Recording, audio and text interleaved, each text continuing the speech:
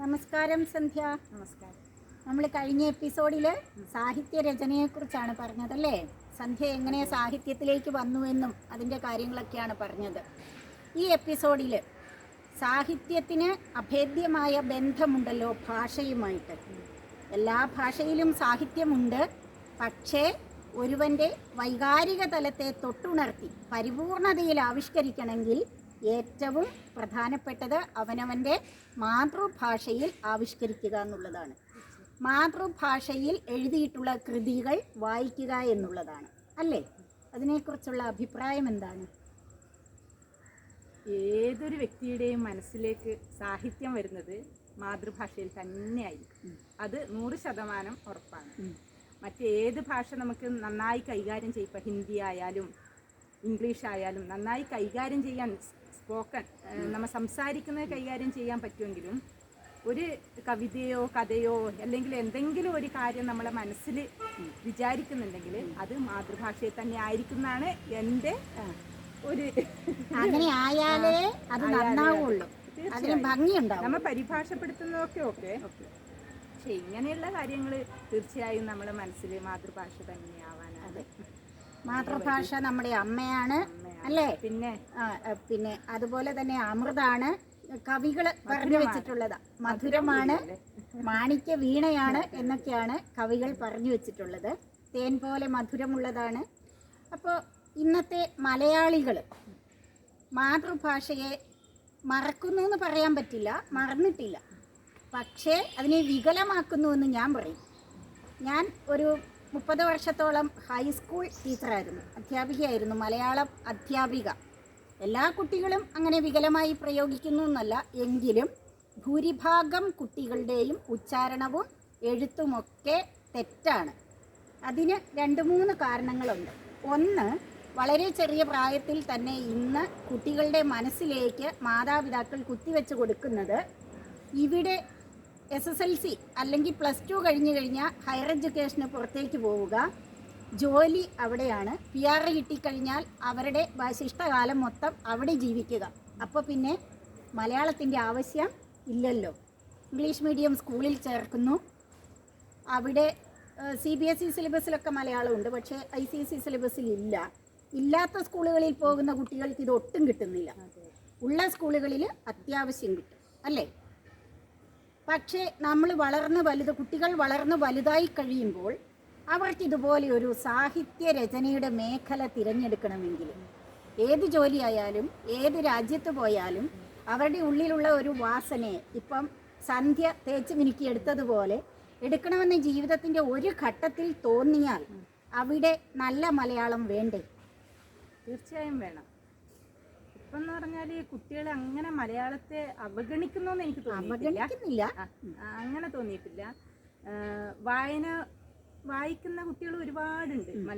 ഇഷ്ടപ്പെട്ട ബുക്കുകൾ എടുത്ത് വായിക്കുകയും ഒക്കെ ചെയ്യുന്നുണ്ട്. പിന്നെ എന്ന് പറഞ്ഞാൽ ഇപ്പം കേരളത്തിലേക്കാളും പുറം നാട്ടിലെ കുട്ടികളാണ് മലയാളം പഠിക്കാൻ വേണ്ടി കൂടുതൽ ഉത്സാഹം കാണിക്കുന്നത്. അവിടെയെല്ലാം ഇപ്പം കേരള ഗവൺമെൻറ്റിൻ്റെ കീഴിൽ തന്നെ മലയാളം മിഷൻ ഉണ്ട്. നമ്മളെ മുംബൈയിലായാലും ഡൽഹി ആയാലും വിദേശത്തായാലും മലയാളം മിഷൻ നല്ല ഭംഗിയായിട്ട് പ്രവർത്തിക്കുന്നുണ്ട്. ഞാൻ മലയാളം മിഷൻ അധ്യാപികയായിരുന്നു 3 വർഷം. അപ്പോൾ അവിടുത്തെ കുട്ടികളെല്ലാം ഒറ്റ ദിവസമാണ്, ഞായറാഴ്ച മാത്രം ഒരു ലീവിലെ ദിവസമാണ് അവർക്ക് 2-3 മണിക്കൂർ ഈ ക്ലാസ് എടുക്കുന്നത്. എല്ലാവരും കൃത്യമായി വരികയും എക്സാം 4 ടേമായിട്ടാണ് എക്സാം ഉള്ളത്, അതൊക്കെ പാസ്സാവുക. പിന്നെ അവർക്ക് നാട്ടിൽ വന്നാലുള്ള ബുദ്ധിമുട്ടില്ലായ്മ എന്നുള്ളത് പിന്നെ ഇവിടുത്തെ SLCൻ്റെ അതേ ഇതാണ് അവർക്ക് ഈ 4 ബാച്ച് പാസ്സായാൽ കിട്ടുന്നത്, സർട്ടിഫിക്കറ്റ് കിട്ടുന്നത്. അതേ സ്റ്റാൻഡേർഡ് തന്നെയാണ് കിട്ടുന്നത്. അതുകൊണ്ട് എല്ലാവർക്കും നല്ല ഇൻട്രസ്റ്റുമാണ് അവർ പഠിക്കാൻ. നാട്ടിൽ വന്നാൽ ബസ്സിൻ്റെ ബോർഡ് വായിക്കാനും അവിടെ പോകാനും ഇവിടെ പോകാനും ഒക്കെ ബുദ്ധിമുട്ടില്ലല്ലോ കുട്ടിയൊക്കെ. പിന്നെന്ന് പറഞ്ഞാൽ ലൈബ്രറി ഉണ്ട്. അപ്പോൾ സാഹിത്യം നമ്മുടെ തകഴിയുടെയും അങ്ങനെയുള്ള സാഹിത്യകാരന്മാരുടെ രചനകളൊക്കെ വായിക്കാനൊക്കെ ഇൻട്രസ്റ്റ് കാണിക്കുന്നുണ്ട്. അപ്പോൾ മലയാള ഭാഷയെ നമ്മളെ സ്നേഹിക്കുന്നുണ്ട്. കേരളത്തിന് പുറത്തുള്ളവരാണ് ഇവിടെയുള്ളവരെക്കാളും കൂടുതൽ സ്നേഹിക്കുന്നതെന്നാണ് അഭിപ്രായം അല്ലേ? എനിക്ക് അങ്ങനെയാ തോന്നുന്നത്. കാരണം ഇവിടെ നിൽക്കുമ്പോൾ നമുക്കിതിൻ്റെ വില അറിയില്ല എന്ന് പറയുന്നത് പോലെ നമ്മൾ കേരളം വിട്ട് കഴിഞ്ഞാലേ കേരളത്തിന്റെ വില അറിയൂ. അതുപോലെ തന്നെ വായന മരിക്കുന്നു എന്ന് പറയേണ്ട ആവശ്യമില്ല. ഇല്ല, വായന ഇപ്പൊ കൂടി വരികയാണ് തീർച്ചയായും. ഈ ഒരു 10 വർഷത്തിനിടയ്ക്ക് എടുത്താല് ഇപ്പം വായനയ്ക്ക് നല്ല പ്രോത്സാഹനവും കൂടുതൽ ബുക്കുകൾ വിറ്റഴിയും ഒക്കെ ചെയ്യുന്നുണ്ട്. എഴുത്തുകാരും കൂടുതൽ ഈ മേഖലയിലേക്ക് വന്നത് കൊറോണയ്ക്ക് ശേഷമാണ്. ഈ വായനയുടെ കാലഘട്ടമൊക്കെ ആണെങ്കിലും നല്ല പുസ്തകങ്ങൾ ഇഷ്ടംപോലെ ഉണ്ടാകുന്നുണ്ട്, നല്ല വായനയും ഉണ്ട് അല്ലേ?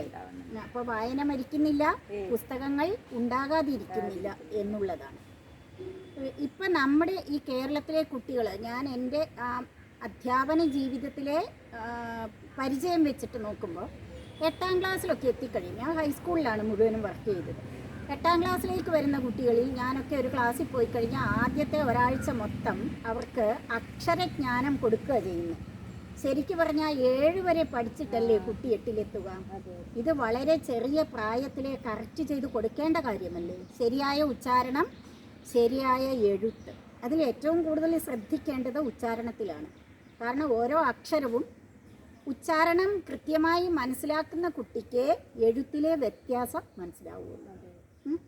അതായത് നമ്മുടെ ആ വ്യഞ്ജനാക്ഷരങ്ങളൊക്കെ, ആ 25 വർഗാക്ഷരങ്ങളൊക്കെ എടുത്താൽ അതിനകത്ത് കൂട്ടക്ഷരവും അതുപോലെ തന്നെ സൂക്ഷ്മമായ നേരിയ വ്യത്യാസം മാത്രമുള്ള ഉച്ചാരണമുള്ള അക്ഷരങ്ങളിലെ മുഖം എന്ന് പറയുന്ന ഖായും മേഘം എന്ന് പറയുന്ന ഖായും പെട്ടെന്ന് കേൾക്കുമ്പം കുട്ടിക്ക് ഒരേ ഇതിലാണ് കുട്ടി ഉൾക്കൊള്ളുക. ഒരു അധ്യാപിക അല്ലെ അധ്യാപകൻ ഇത് പഠിപ്പിക്കുമ്പോൾ ചെറിയ പ്രായത്തിലുള്ള കുട്ടികൾ ഇത് രണ്ടും ഒരുപോലെ ഉച്ചരിക്കുക.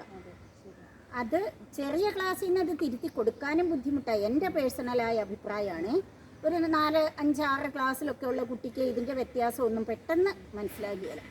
പക്ഷേ ഒരു 7ാം ക്ലാസ്സിലൊക്കെ എത്തുമ്പോഴത്തേനും UP സ്കൂളിൽ വിടുമ്പോഴത്തേനും അവിടെ പഠിപ്പിക്കുന്ന ആൾക്ക് അത് കൃത്യമായി സൂക്ഷ്മമായ വ്യത്യാസം മനസ്സിലാക്കി കൊടുത്തു തന്നെ ഹൈസ്കൂളിലേക്ക് വിടാൻ പറ്റും.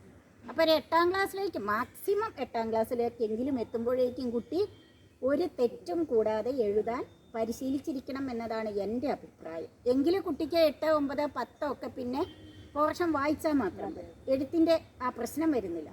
പേരൻസൊക്കെ പറയും, ഈ കുട്ടിക്ക് എഴുതാൻ അറിയില്ല ടീച്ചറെ, നന്നായി വായിക്കാൻ അറിയില്ല, ഒരു സ്പെഷ്യൽ കെയർ കൊടുക്കണേ എന്ന് PTA മീറ്റിങ്ങിന് വരുമ്പം പറയാറുണ്ട്. ഒത്തിരി അനുഭവങ്ങളുണ്ട്. പക്ഷേ നമുക്ക് 40, 50 കുട്ടികളെ തിങ്ങി അടങ്ങിയിരിക്കുന്ന ഒരു ക്ലാസ് റൂമിൽ ഒരു കുട്ടിക്ക് മാത്രം സ്പെഷ്യൽ അറ്റൻഷൻ കൊടുക്കുക പ്രായോഗിക ബുദ്ധിമുട്ടാണ്, സാധ്യമല്ല.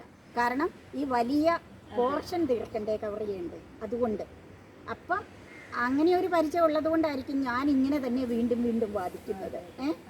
എഴുത്തിലും വായനയിലും ഒക്കെ വളരെ പിന്നോക്കമുള്ള കുട്ടികളും ഉണ്ട്, എല്ലാവരും അല്ല. ഒരിക്കൽ ഞാൻ യൂട്യൂബിൽ സ്ക്രോൾ ചെയ്തപ്പം ഒരു IAS കാരൻ്റെ അനുഭവം, അത് ഞാൻ സെലക്ട് ചെയ്ത് വെച്ചില്ല. അതിൽ അദ്ദേഹം പറയുന്നത് ഇതാണ്. അദ്ദേഹം IASൻ്റെ പ്രിലിമിനറി പരീക്ഷ 3-4 തവണ എഴുതിയിട്ടും ഫെയിലായി. പക്ഷേ നല്ല ബുദ്ധിയുള്ള ആളാണ്. ആലോചിച്ചു എന്താണ് ഈ ഫെയിലിയറിൻ്റെ കാരണമെന്ന് അദ്ദേഹം തന്നെ തിരഞ്ഞപ്പോൾ കണ്ടെത്തിയത് അക്ഷരഭംഗിയില്ലായ്മയും അക്ഷരത്തെറ്റും. അദ്ദേഹം തന്നെ പിന്നെ അത് കറക്റ്റ് ചെയ്ത് നല്ല കൈയക്ഷരം രൂപപ്പെടുത്തി കഴിഞ്ഞ് എക്സാം എഴുതിയപ്പോൾ പാസ്സായി IAS ഓഫീസർ ആയതായിട്ട് അനുഭവം അദ്ദേഹം പങ്കുവച്ചിട്ടുണ്ട്.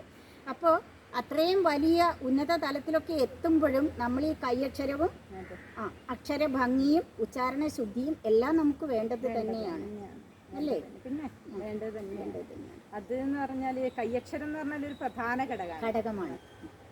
എല്ലാവർക്കും പെട്ടെന്ന് വായിച്ചെടുക്കാൻ പറ്റുന്ന കൈയക്ഷരാണെങ്കിൽ ഇപ്പൊ നമ്മ എവിടെയെങ്കിലും പോയിട്ട് ഒരു ഇപ്പൊ കവിത എഴുത്ത് മത്സരമോ എന്തെങ്കിലും വെച്ചാല് ഇപ്പൊ കുട്ടികളെ ഇടയിൽ തന്നെ ഇപ്പം സ്കൂളുകളിൽ തന്നെ മറ്റുള്ള സ്കൂളിൽ പോയിട്ട് വെക്കുക അങ്ങനെ എന്തെങ്കിലും ചെയ്യുന്നുണ്ടെങ്കിൽ ഇപ്പം പെട്ടെന്ന് നോക്കുന്നത് നമ്മ ഈ എഴുത്തൊന്നും ആയിരിക്കില്ല, പെട്ടെന്ന് ഇങ്ങനെ നോക്കുന്നത് ഭംഗിയായിരിക്കും. അത് എക്സാം പേപ്പർ എടുത്താലും നമ്മൾ നോക്കും, അങ്ങനെ അല്ലേ? കാരണം കുട്ടി എഴുതിയ ആശയം മുഴുവനും ശരിയാണെങ്കിലും കാക്ക ചകഞ്ഞ പോലെ എഴുതി വെച്ചാൽ മാർക്ക് കൊടുക്കുക, ഫുൾ മാർക്ക് കൊടുക്കുക. അല്ല, ഇങ്ങനെ എഴുതിയത് തന്നെ കംപ്ലീറ്റ് റിപ്പീറ്റ് ചെയ്തിട്ട് എഴുതിയാലും എഴുതിയത് കറക്റ്റ് അല്ലെങ്കിൽ പോലും നല്ലൊരു ഹാൻഡ് റൈറ്റിംഗ് ആണെങ്കിൽ മാർക്ക് അതിന് കിട്ടാൻ ചാൻസ് ഉണ്ട്. നമ്മൾ കുറച്ച് ഭാഗം നോക്കും, ബാക്കി ശരിയായിരിക്കും എന്ന് വിചാരിച്ച് മാർക്ക് കൊടുക്കും, അല്ലേ? നല്ല കൈപ്പടയാണെങ്കിൽ. സത്യം. അപ്പം കയ്യക്ഷരം രൂപപ്പെടുത്തുന്നതിനും വലിയ ഒരു പ്രാധാന്യമുണ്ട് ഈ ചെറിയ പ്രായത്തിൽ. അതൊക്കെ ഒരു കോമ്പറ്റീഷൻ വെക്കാറുണ്ടല്ലോ, കയ്യെഴുത്ത് മത്സരം ഉണ്ടാവാറുണ്ട്. നമ്മള് ഉണ്ടാവാറുണ്ട്, ഞാനൊക്കെ സ്കൂളിൽ പഠിക്കുമ്പോൾ ഉണ്ടാവാറുണ്ട്. അപ്പൊ അതിനും വളരെ പ്രാധാന്യമുണ്ട്. ഉച്ചാരണം, കയ്യക്ഷരത്തിന്റെ ഭംഗി, തെറ്റുകൂടാതെ എഴുതുക, ഇതൊക്കെ പ്രധാനം. കൂടുതലും തെറ്റുകൾ വള്ളി പുള്ളി ഇപ്പോഴത്തെ കുട്ടികൾക്ക് വരുന്നത് ചിഹ്നങ്ങളാണ് പ്രധാനമായിട്ട്. കൂട്ടക്ഷരം അത് കൂടുതൽ അവരെ ഇംഗ്ലീഷിന് പ്രാധാന്യം കൊടുത്തോണ്ടല്ലേ കൂടുതൽ കുട്ടികൾ പഠിക്കുക. ഇംഗ്ലീഷ് മീഡിയത്തിലൊക്കെ പഠിക്കുന്ന കുട്ടികൾ പ്രത്യേകിച്ച്. ബാക്കി എല്ലാ സബ്ജക്റ്റും ഇംഗ്ലീഷിലല്ലേ, മെയിൻ അല്ലല്ലോ ഇത്. സബ് എന്നുള്ള മോഡലിലല്ലേ ഇപ്പൊ മലയാളം വരുന്നത്, അതുകൊണ്ടാണ് അങ്ങനെയുള്ള. പിന്നെ മറ്റൊരു പ്രധാനപ്പെട്ട കാര്യമെന്ന് പറയുന്നത് കുട്ടികളുടെ വൈകാരിക തലത്തെ ഉണർത്തി സാമൂഹിക ബോധവും മാനുഷിക മൂല്യവുമുള്ള വ്യക്തികളായി അവരെ വളർത്തണമെങ്കിൽ ഏതിനേ പറ്റുള്ളൂ? മാതൃഭാഷയ്ക്കേ പറ്റുള്ളൂ. കണക്കിനും സയൻസിനൊന്നും പറ്റത്തില്ല. അതവരുടെ ബൗദ്ധിക തലത്തെ മാത്രമേ ഉണർത്തുന്നുള്ളൂ. ഈ വലിയ ബുദ്ധിജീവികൾക്ക് വൈകാരിക തലം ശോഷിച്ചതായിരിക്കും അല്ലേ? അപ്പൊ അവരുടെ വ്യക്തി ജീവിതത്തിൽ അത് ചിലപ്പോൾ ഒരു കുറവായിട്ട് വരാം. അല്ലെങ്കിലും നമ്മ ഇപ്പൊ വ്യക്തി ജീവിതത്തിൽ ഇപ്പം കണക്കില് തന്നെ വലിയ വലിയ പഠിപ്പൊക്കെ ഉണ്ടായിട്ട് എന്ത് കാര്യം? നമ്മുടെ ദൈനംദിന ജീവിതത്തില് അതൊന്നും വരുന്നില്ല. എന്നാൽ മലയാളത്തിന്റെ കവിത പഠിച്ചാലും ദൈനംദിന ജീവിതത്തിൽ വരുന്നില്ലല്ലോ എന്ന് ചോദിക്കാം. പക്ഷേ കവിതകളും കഥകളൊക്കെ പഠിച്ചു പോകുമ്പോൾ അമ്മയെ സ്നേഹിക്കേണ്ടത്, അച്ഛനെ സ്നേഹിക്കേണ്ടത്, കുടുംബ സ്നേഹം, മണ്ണിനെ സ്നേഹിക്കേണ്ടത്, കർഷകര്, ഇവരുടെ എല്ലാ പ്രതിരൂപങ്ങൾ അതിനകത്തൂടെ വരുന്നുണ്ട്. അപ്പോൾ അത് നന്നായി പഠിപ്പിക്കുന്ന ഒരു അധ്യാപകനാണെങ്കിൽ, നന്നായി ശ്രദ്ധയുള്ള കുട്ടിയുമാണെങ്കിൽ ഇതിനെക്കുറിച്ചൊക്കെ ഉള്ള ഒരു അറിവ് കുട്ടിക്ക് കിട്ടും. പക്ഷേ എല്ലാം പഠിച്ചാലും മാത്രമേ പാസ്സാകൂ. പിന്നെ നല്ല ജോലിയും കിട്ടുള്ളൂ. നല്ല ജോലി. മലയാളം മാത്രം പഠിച്ചാൽ പറ്റിയല്ല, എല്ലാം പഠിക്കണം. പക്ഷെ ഞാൻ പറയുന്നത് ആ മറ്റുള്ള കാര്യങ്ങൾ, മറ്റുള്ള വിഷയങ്ങൾക്ക് A+ നേടാൻ വേണ്ടി മത്സരിക്കുമ്പോൾ അതുപോലെ തന്നെ ഒരു ഇമ്പോർട്ടൻസ് ഇതിനും കൊടുക്കണം. എന്നാൽ A+ അല്ലേ കൂടുതലും? അതെ. പക്ഷെ അത് വള്ളിയും പുള്ളിയും ചിഹ്നവും ഒന്നും ഇല്ലെങ്കിലും ഇവിടെ ഓപ്പണായിട്ട് പറയാൻ പറ്റുന്ന വിഷയമല്ല. എങ്കിലും ഞാനും വാല്യുവേഷൻ ക്യാമ്പിലൊക്കെ പോയ അനുഭവങ്ങളുണ്ടല്ലോ. എന്നെ പോലെയുള്ളവർക്കും അങ്ങനെ അനുഭവങ്ങൾ വളരെ കുറവല്ല. അത് ഒരു വിധമൊക്കെ എഴുതിയിട്ടുണ്ടെങ്കിൽ, കാരണം ഇപ്പൊ കുട്ടികൾക്ക് അനുകൂലമാണല്ലോ നിയമങ്ങളൊക്കെ. കുട്ടികളുടെ മനസ്സിനെ വേദനിപ്പിക്കാൻ പാടില്ല. അപ്പോൾ പരമാവധി സ്കോർ കൊടുക്കണം. അതുകൊണ്ട് കുറച്ചൊക്കെ ശരിയുണ്ടെങ്കിൽ നമ്മളങ്ങ് കൊടുക്കുന്നു എന്നല്ലാണ്ട് അതിനൊരു പെർഫെക്ഷൻ ഉണ്ടായിട്ട് കൊടുക്കുന്നൊന്നും അല്ല. അപ്പോൾ നമ്മൾ ഏതൊരു കാര്യം, എൻ്റെ ഒരു അഭിപ്രായം, ഏതൊരു കാര്യം ചെയ്താലും അതിന് അത്യാവശ്യം ഒരു പരിപൂർണത വേണം. വെറുതെ A+ വാങ്ങിയിട്ട് കാര്യമില്ല. പിന്നെ മറ്റൊരു കാര്യം പറഞ്ഞാൽ ഈ A+ലല്ല ജീവിത വിജയം. അല്ല എങ്കിലും ഫുൾ A+ കിട്ടിയവരെന്ന് പറയുമ്പം നമ്മളതൊരു പേരൻസൊക്കെ ആണെങ്കിൽ ഒരു അഭിമാനമായിട്ട് എടുക്കും. അതെന്ന് പറഞ്ഞാൽ നെക്സ്റ്റ് സ്റ്റെപ്പ് പഠിക്കാൻ എവിടെയെങ്കിലും ഒരു അഡ്മിഷൻ കിട്ടാനോ അത് വേണ്ട കാര്യങ്ങളും അത് അത്യാവശ്യവുമാണ്. അങ്ങനെ നോക്കുമ്പം ഈ മലയാളം 2 പേപ്പർ ഉണ്ടല്ലോ, അതിന് 2 A+ വേണ്ടേ? വേണമെങ്കിൽ അതും ശ്രദ്ധിച്ച് പഠിക്കണ്ടേ? വേണം അല്ലേ? അപ്പം അത് ചെറിയ പ്രായത്തിൽ തന്നെ കുട്ടികളിലേക്ക് എത്തണം. അപ്പം ഞാൻ എൻ്റെ യൂട്യൂബ് ചാനലിൽ ചെറിയ കുട്ടികൾക്ക് പഠിക്കാൻ വിധത്തിൽ അക്ഷരങ്ങളുടെ ശരിയായ ഉച്ചാരണവും എഴുത്തും ഒക്കെ കുറച്ച് എപ്പിസോഡുകളിലൊന്ന് ഷൂട്ട് ചെയ്തിട്ടാലോ എന്ന് ഒരാലോചനയുണ്ട്. ഒരു ബോർഡൊക്കെ ഓർഡർ ചെയ്തിട്ടിരിക്കുകയാണ് ഓൺലൈനിൽ. അത് വന്നാൽ ഉടനെ തുടങ്ങും. നല്ല കാര്യം. മാതൃഭാഷയെ പരിപോഷിപ്പിക്കുക എന്ന് പറയുന്നത് വളരെ സന്തോഷമുള്ള കാര്യം തന്നെയാണ്. അതെ, തീർച്ചയായും. പിന്നെ മുന്നോട്ട് പോകട്ടെ നല്ല രീതിയിൽ. എല്ലാ ആശംസകളും. Okay, thank you. Okay, thank you.